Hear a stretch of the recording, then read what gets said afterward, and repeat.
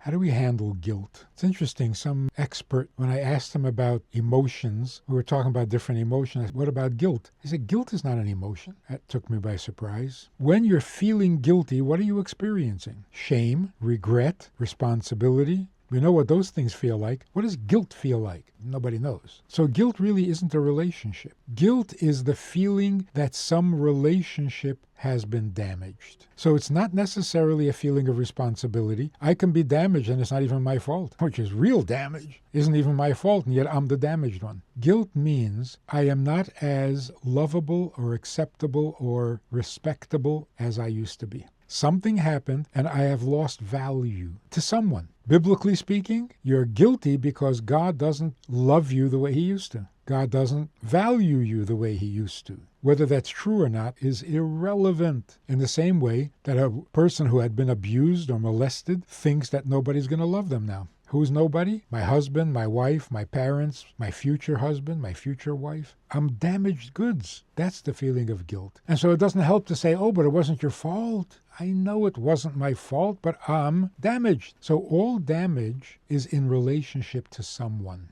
God or human, even to yourself. I don't like myself the way I used to. Why did I do this to me? So the guilt feeling is, why did you do this to me? Identify who has been damaged, which relationship has been damaged, and fix it. But the idea that I can't forgive myself, that's just self-sabotage.